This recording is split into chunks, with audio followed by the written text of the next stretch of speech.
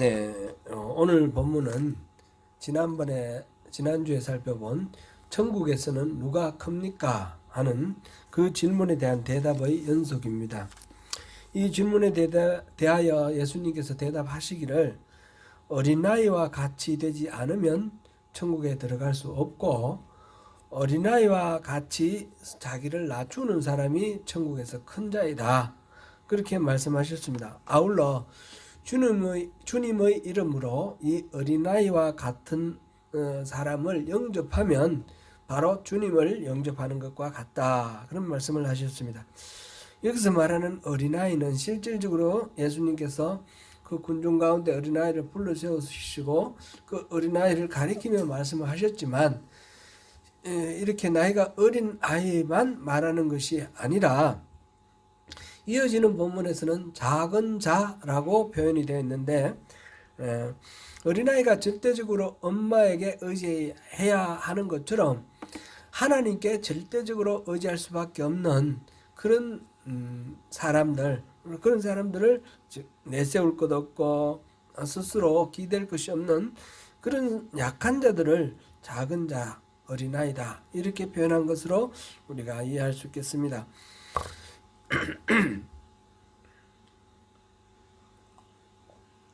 천국에 들어가는 사람은 자기 스스로 내세울 게 하나도 없고 오로지 하나님만 의지하는 사람이 천국에 들어갈 수 있다라는 거죠. 그것이 바로 믿음이라 그랬습니다. 믿음은 절대적인 의존, 신뢰 관계를 하나님과의 그런 관계를 갖는 사람이 갖는 것이 바로 믿음입니다.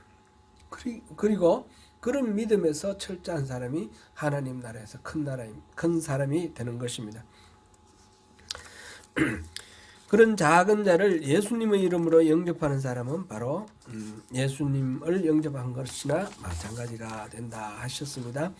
그러므로 이 작은 자를 실족시키는 일은 절대로 해서는 안 되는 겁니다. 지난주에 본 본문에 보면 6절에 보면 이 작은 자를 실족해 하는 것보다는 차라리 연자 맷돌을 목에 걸고 바다에 빠뜨려지는 게 낫다. 그 아주 비극적인 죽음 아닙니까? 그런데 그것보다는 차라리 그러니까 작은 자를 실족시키는 것보다는 차라리 그렇게 죽는 게 낫다. 그만큼 작은 자를 실족시키는 것은 심각한 문제다. 그런 말씀이죠. 또 7절부터 9절까지 말씀은 만약 손과 발이 다른 사람을 실족하게 했으면 그걸 찍어버리라. 눈으로 실족하게 했으면 그 눈을 빼버리라. 차라리 불구자로 손발 없이 눈 없이 천국에 가는 게 낫지 사지 멀쩡하게 지옥 가는 게 뭐가 좋겠느냐 그런 이야기죠. 이 말은 그만큼 엄격하고 철저하게 이 연약한 자, 소자를 어린 작은 자를 실족시키게 하는 그런 일은 하지 말라. 그런 건 절대로 하면 안 된다. 그런 말씀이었습니다. 그런 말씀에 이어서 오늘 10절에 보니까 이 작은 자 중 어느 하나도 업신여기지 말라. 그렇게 말씀하셨습니다. 이런 맥락 속에서 이 작은 자에 대한 우리의 태도 그것을 계속해서 살펴보도록 하겠습니다. 오늘 본론에 들어가기 전에 기독교인의 상식 문제가 두 가지가 있습니다. 이건 좀 중요하기 때문에 약간 언급을 하고 넘어가겠습니다. 첫 번째는 수호천사입니다. 여러분이 생각할 때 우리 모두에게 각자에게 수호천사, 가디언 엔젤이 있습니까? 수호천사가 무엇인지 아시죠? 사람마다 전담해서 지켜주시고 보호해주시고 안내해주시는 하나님의 사자 천사가 있다 하는 그런 설이 있습니다. 가톨릭에서는 수호천사를 믿는데 그 근거가 오늘 본문 10절입니다. 10절 같이 한번 읽어볼까요? 삼가 이 작은 자 중에 하나도 업신여기지 말라. 너희에게 말하노니 그들의 천사들이 하늘에 계신 내 아버지의 얼굴을 항상 배옵느니라. 그들의 천사들이 하나님 앞에서 하나님 얼굴 뵙는다. 너 잘못 말하면 그들의 천사가 하나님께 다 고해 바친다. 그런 느낌으로 이렇게 들립니다. 그죠?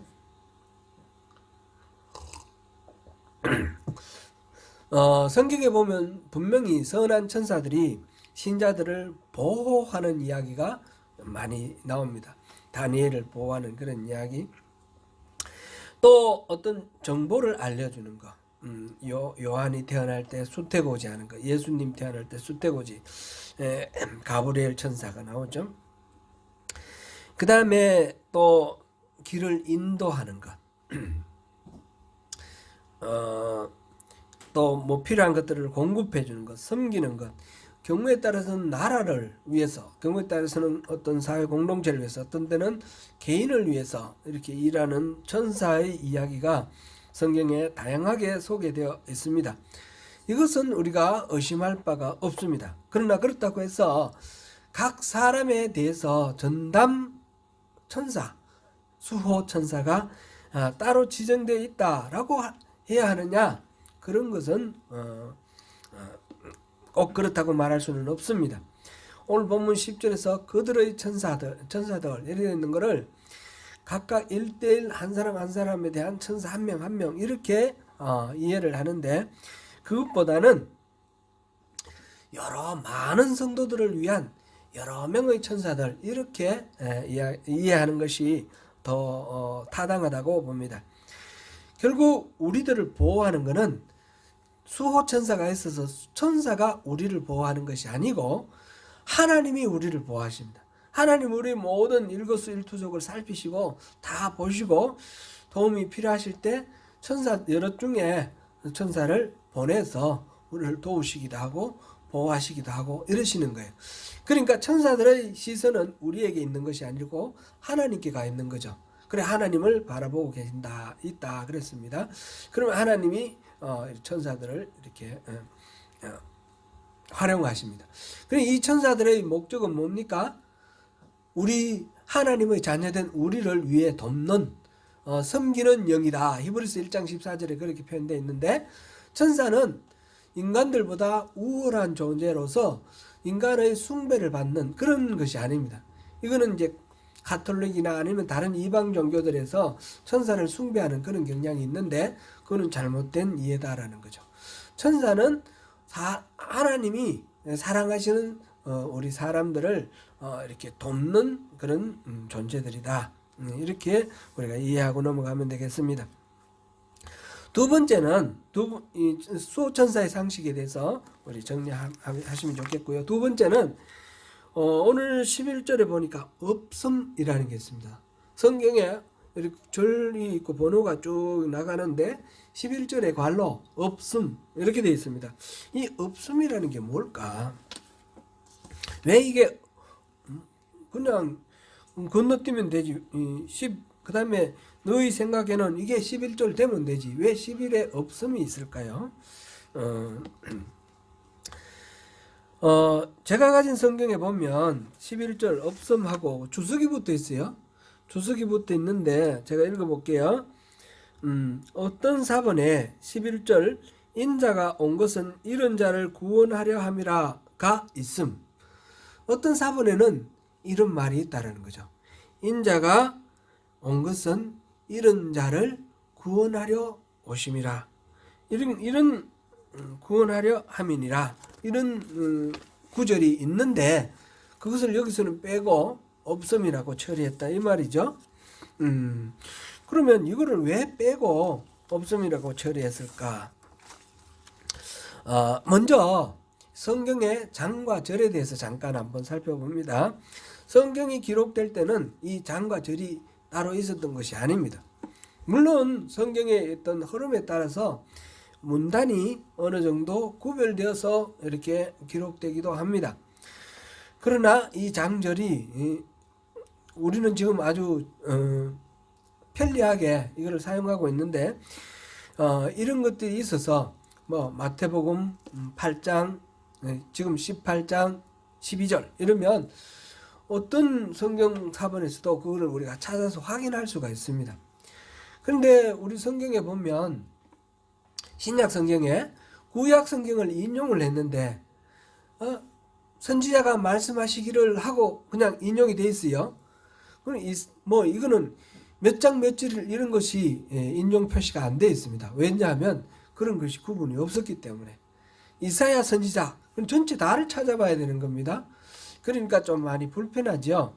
그래서 이 장절이 있다라는 것은 인용한 것을 확인하거나 서로 대조를 할 때 굉장히 편리한 그런 것입니다. 성경을 장으로 구분한 것은 AD 1200년대입니다. 1200년대에 영국의 교직자, 성직자 스티브 랭턴이라는 사람이 이것을 처음으로 장을 구분을 했습니다.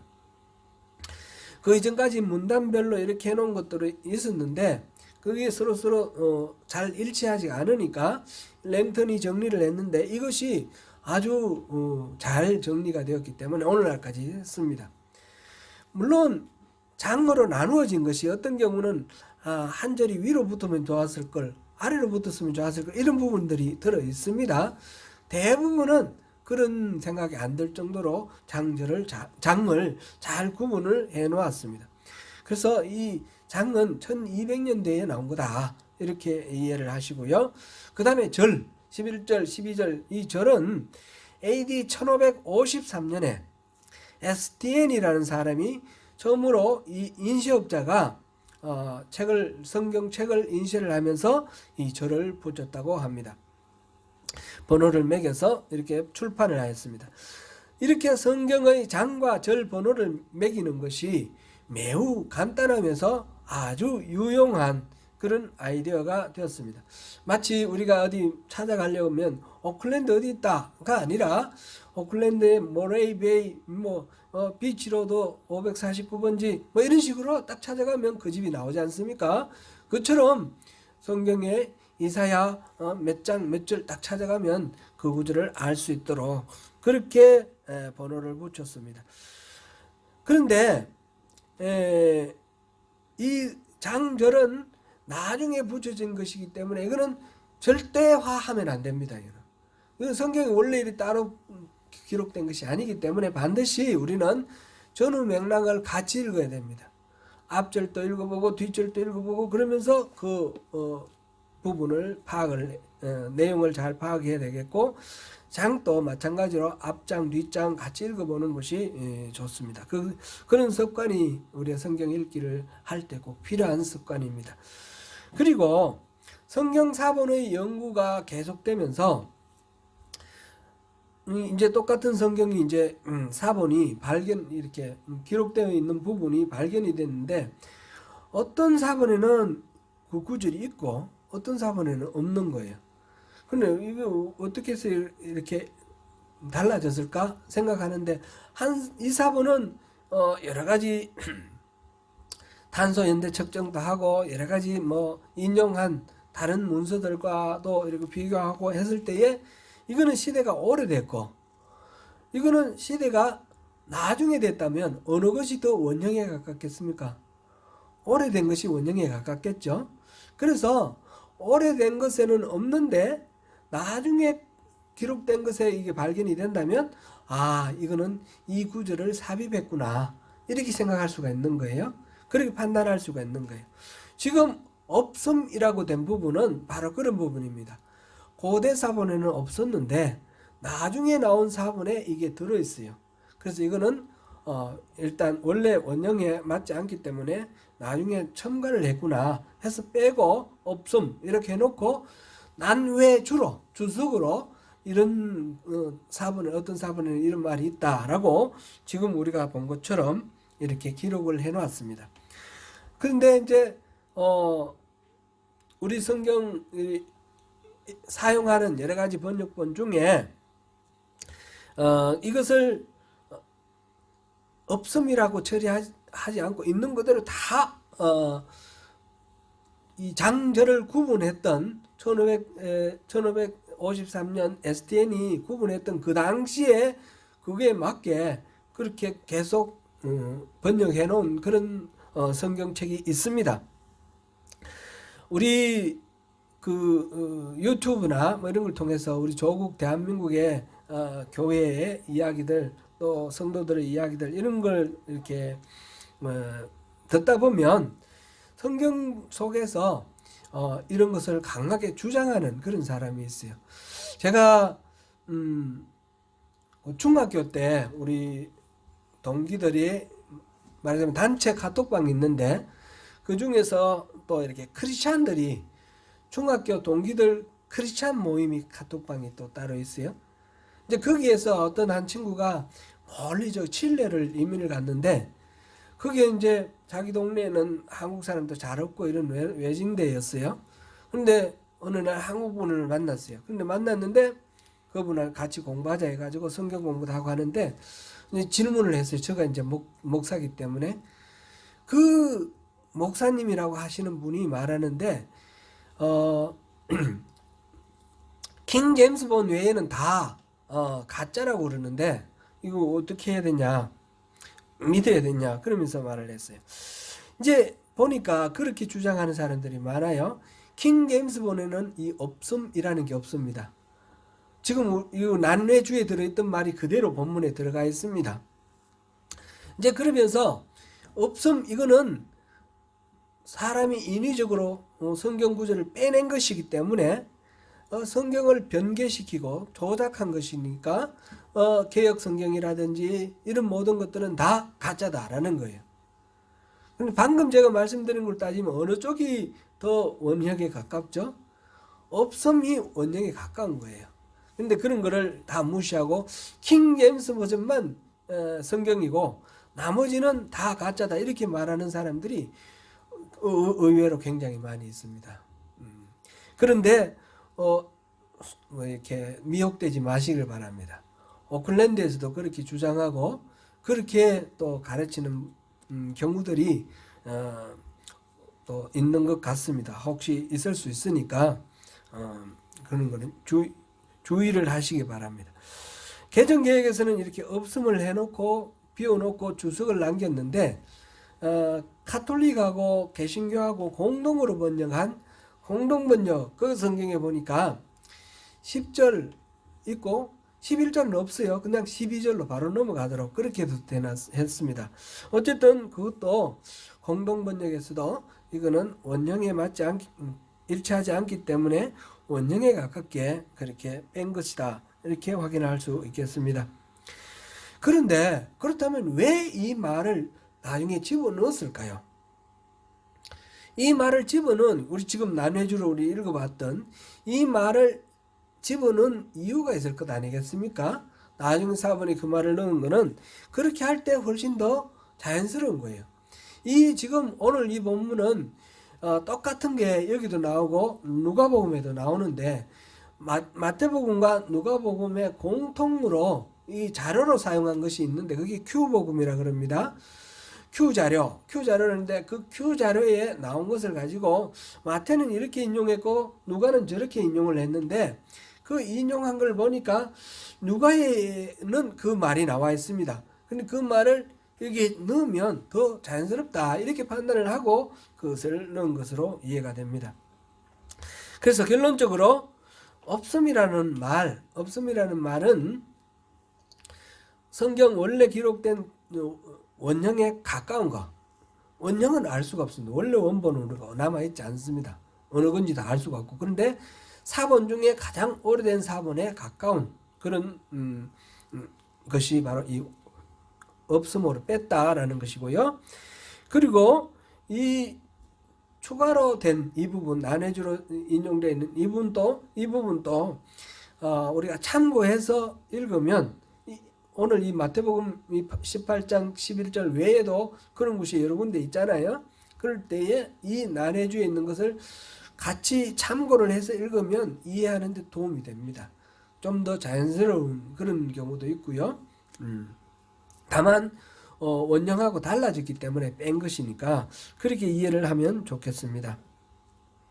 지금 12절부터 14절의 주제가 바로 이런 자를 구원한다라는 그런 주제가 일치하기 때문에 지금 그리스도께서 오신 것이 인자가 오신 것이 구원함을 위해서 오신 것이다. 구원하려 함이니라. 이 말이 자연스럽게 읽혀지는 것입니다. 이거는 좀 상식 문제인데 제가 좀 길게 말씀드렸습니다. 중요하기 때문에 그렇게 말씀드렸고요.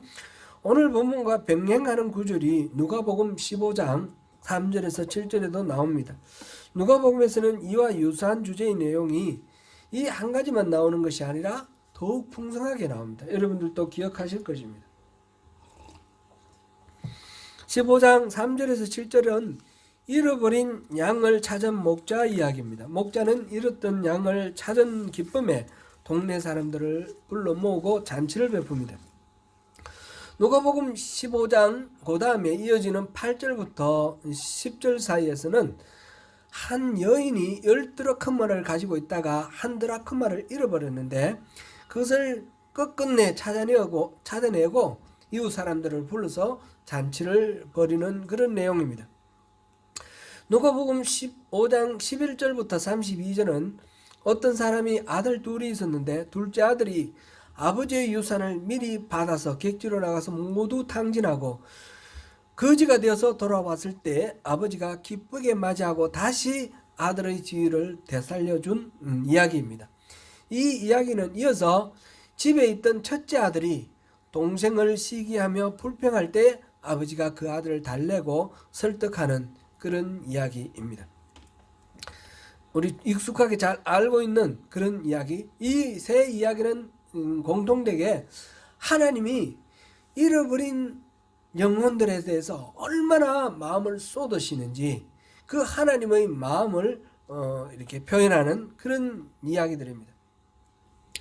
잃어버렸다가 되찾은 기쁨, 그것을 나타내는 이야기입니다. 이런 양의 비유에서는 목자가 적극적으로 찾아나가고 또 잃어버린 드라크마 이야기에서는 그 여인이 그 드라크마를 열심히 찾을 때까지 찾았습니다. 온 집안을 다 청소하여 찾아냅니다.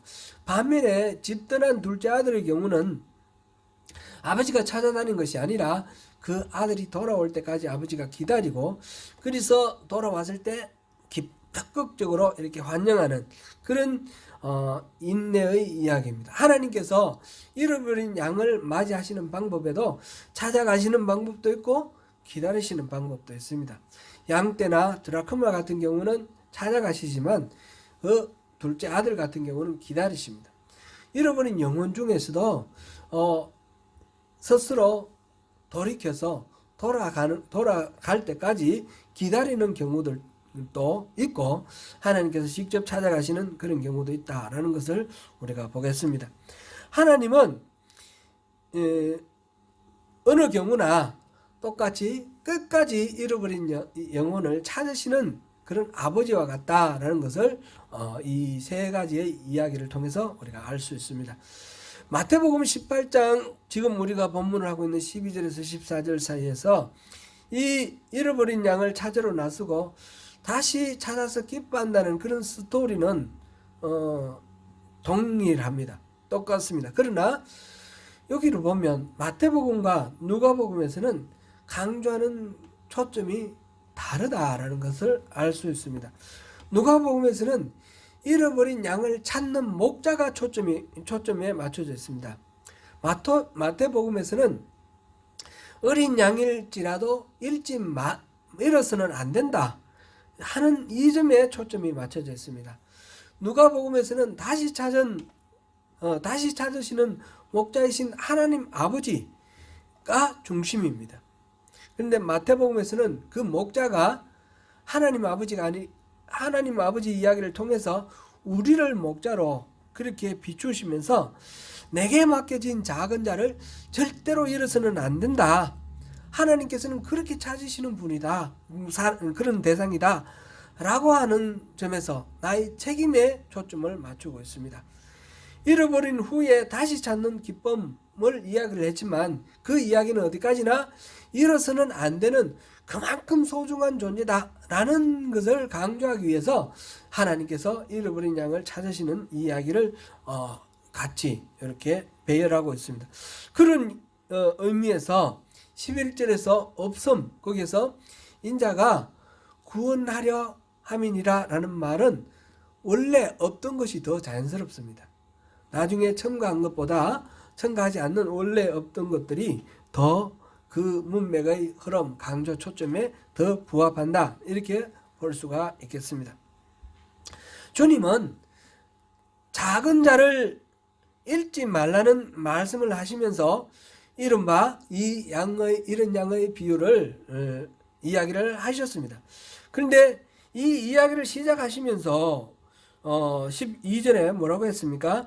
너희 생각에는 어떠하냐? 만일 어떤 사람이 양 100마리가 있는데 그 중에 하나가 길을 잃었으면 그 99마리를 산에 두고 가서 길 잃은 양을 찾지 않겠느냐? 너희들 생각에는 어떠하냐? 여러분들 생각, 나 생각하고 똑같지 않겠느냐? 그런 지금 관심을 집중시키면서 동의를 구하는 것입니다. 그러면서 당연히 찾지 않겠느냐? 말하자면 이거는 너무너무 당연하다는 말씀입니다. 그리고 여기에 대해서 제자들이 아무런 반론을 제기하지 않습니다. 당연하게 받아들였다라는 말이 됩니다. 그러면 여러분, 우리가 다시 한번 생각해 보면 좋겠습니다. 이런 양 한 마리를 찾기 위해 99마리 양을 산에 두고 찾는 것이 당연합니까? 이게 너무나 당연하다라고 지금 말씀하고 계시는데 우리들 생각에는 어떻습니까? 제가 경험한 바로는 잃어버린 양 한 마리를 찾기 위해서 99마리를 산에 두고 찾으러 가는 것에 대해서 당연하게 생각하지 않는 것 같아요. 우리는. 그렇지 않습니까? 길 잃은 양을 찾기 위해서 99마리를 두고 산에 두고 가면 나머지 99마리는 어떻게 됩니까? 뿔뿔이 흩어지고 모두 잃어버릴 수도 있지 않을까요? 99마리 하고 길 잃어버린 한 마리 99대 1인데 차라리 이 한 마리를 잃어버리는 게 낫지 않을까요? 우리 이렇게 생각이 됩니다. 계산적으로 따지면 당연히 그렇게 될 텐데 왜 예수님께서 그 한 마리 잃어버린 양을 찾아가는 것이 당연하다라고 얘기를 하셨고 제자들은 그걸 당연하게 받아들였을까요? 여기는 계산이 없다라는 얘기죠.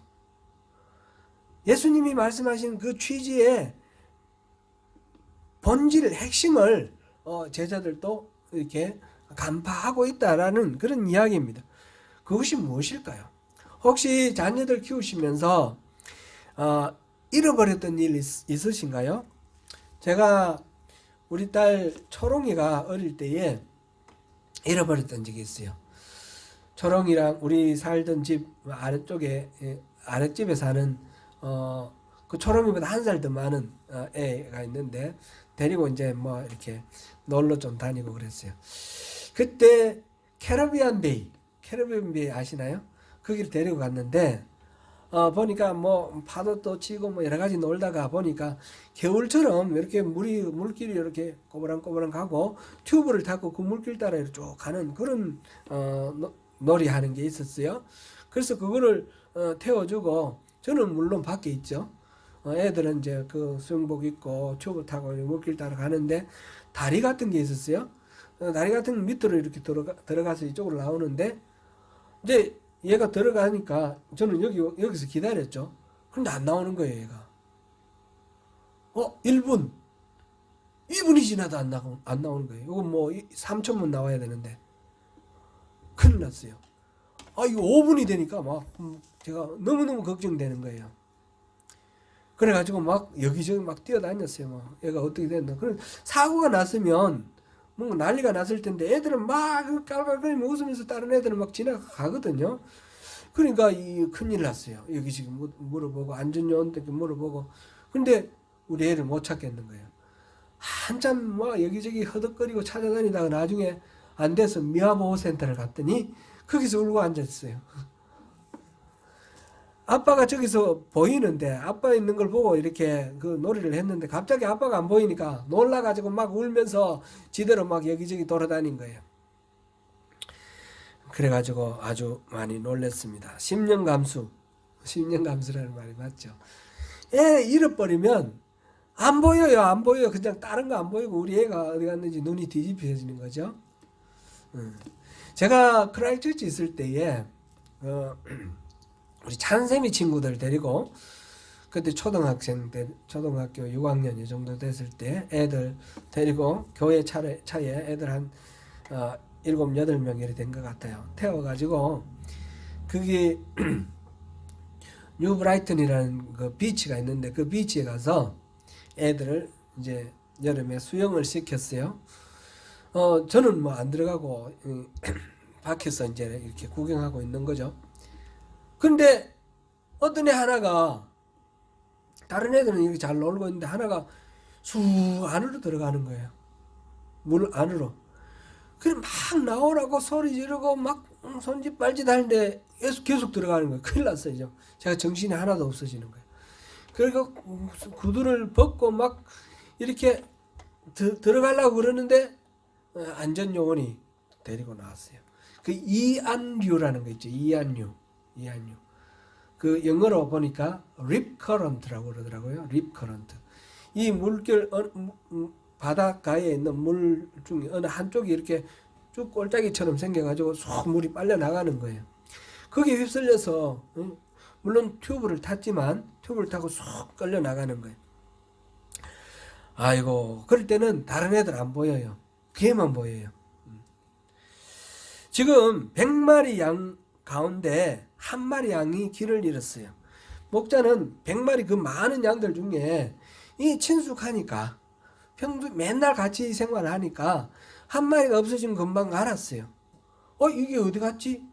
그러니까 정신없어지 이 한 마리 양 이게 꼴짝에 떨어져 죽었을 수도 있고 어디 뭐 걸려서 짐승한테 잡혔을 수도 있고 이 눈에 보이지 않는 한 마리 양을 한 마리 양이 없다라는 사실을 발견했을 때 다 내려놓고 그 한 마리 양을 찾기 위해서 목자가 찾아 나서는 그런 상황입니다. 이 상황에 대해서 예수님도 그렇게 비유를 하셨고 제자들도 그걸 공감을 합니다. 그만큼 거기에 집중이 되어 있다라는 것입니다. 하나님의 마음이 그렇습니다. 이와 같이 14절에 이와 같이 작은 자 중에 하나도 잃는 것은 하늘에 계신 너희 아버지의 뜻이 아니니라. 하나라도 잃어버리는 거는 나 한 마리 있으니까 뭐 할 수 없지만 이런 거는 안 되는 거예요. 하나님 뜻이 아닌 거예요. 그 한 마리를 잃어버리는 한 마리 양을 찾아와야 되는 것이 하나님의 뜻이라는 것이죠.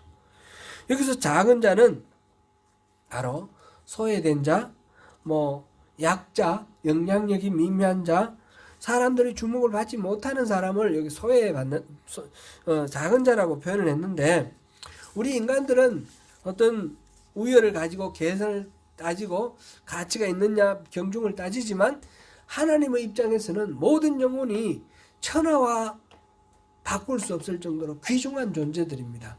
그래서 그 하나를 위해서 하나님이 모든 마음을 쏟으시는 것입니다.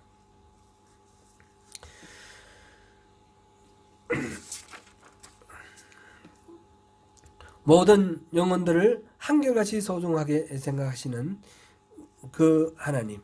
내 아이만 눈에 들어오고 내 아이가 위험에 빠지면 다른 아무것도 생각나지 않는 어미의 마음처럼 하나님은 우리 한 사람 한 사람에 대해서 모든 관심이 쏠려 있습니다. 실제로 하나님께서는 이 지구상에 지금 70몇 억인가요? 79, 80억 되나요? 모든 한 영혼 한 영혼을 그렇게 바라보고 계시는 겁니다. 하나님은 못 보시는 경우가 없죠. 그러니까 99마리를 안 보시고 한 영혼 찾아서 99마리는 아무렇게 돼도 상관없다 그런 말씀은 아니에요. 여기는 안전하게 있고 잃어버린 양에 초점을 맞추는 것이죠. 혹시 우리 가운데 작은 자가 길을 잃었는데 우리가 무심히 지나친 적은 없습니까? 앞서 6절에서 이 작은 자를 실족하게 하지 말라라고 했습니다. 그것보다는 차라리 연잔 맷돌을 메고 바다에 빠뜨려지는 게 낫다. 그만큼 끔찍하고 절대로 해서는 안 되는 일이다. 그렇게 말씀을 하셨습니다. 10절에서는 작은 자를 업신여기지 말라 하셨습니다. 그리고 14절에서는 작은 자 중 하나라도 잃는 것은 하나님 아버지, 우리 하늘에 계신 우리 아버지의 뜻이 아니다. 그렇게 단언을 하셨습니다. 저는 그동안 제가 소홀히 하였고 제 나름대로 사역의 무게라든지 뭐가 이유가 있었겠지만 그러한 이유 때문에 포기했던 수많은 작은 자들이 생각납니다. 제가 여러분께 무슨 말씀을 드리겠습니까? 그래도 하나님의 뜻은 전해야겠습니다. 작은 자들을 잃는 것은 결코 하나님의 뜻이 아닙니다. 하나님은 결코 그것을 묵과하지 않으실 것입니다. 간혹 아니 종종 이런 작은 자가 길 잃지 않게 하기 위해서 애쓸 때 왜 남은 99마리를 돌보지 않느냐고 섭섭해 하시거나 항의하시는 경우가 있습니다. 또 누구만 편애하느냐라고 원망하는 경우도 있습니다. 표현은 하지 않더라도 마음속에 그런 마음을 품을 수도 있습니다. 하나님의 뜻을 생각하시고 마음에 품으시길 바랍니다. 그리고 내게 바로 그러한 목자와 같이 어느 한 사람도 어느 한 작은 자도 그렇게 잃어버리지 않기를 요구하십니다. 사랑하는 성도 여러분, 작은 자들을 실족해 하느니 차라리 연자맷돌을 목에 메고 바다에 빠뜨려지는 게 낫다고 하신 6절의 말씀을 기억하십시다. 나의 손발이나 나의 눈이 작은 자들을 실족해 한다면 그것을 잘라버리거나 빼어버리고 차라리 불구의 몸으로 천국에 가는 것이 낫다고 하신 8절 9절의 말씀을 기억하십시다. 하나님은 작은 자를 업신여기지 말라 하셨고 잃지 말라고 하셨습니다. 우리 모두 저마다 자신에게 맡겨진 작은 자를 위해 기도하고 헌신하시기를 결단하십시다. 교회에 사람의 숫자를 늘리자는 말이 아닙니다. 그것으로 제가 큰 교회 만들고 싶다는 말씀이 아닙니다. 우리 모두에게 하나님이 맡겨주시는 양들이 있습니다. 양들을 엉뚱한 길로 이끌거나 그들을 길을 잃고 헤매도록 내버려두고 나 혼자만 안전하고 편안한 길을 즐기고 있는 것이 아닌지 돌아보아야 할 것입니다. 길 잃은 양 한 마리를 찾기 위해 99마리를 두고 길을 떠나시는 목자의 그 간절함과 절박함으로 우리 서로를 보살피시는 가운데 주님이 크신 그 은혜와 보호하심을 다 누리시는 저와 여러분이 되시기를 축원합니다.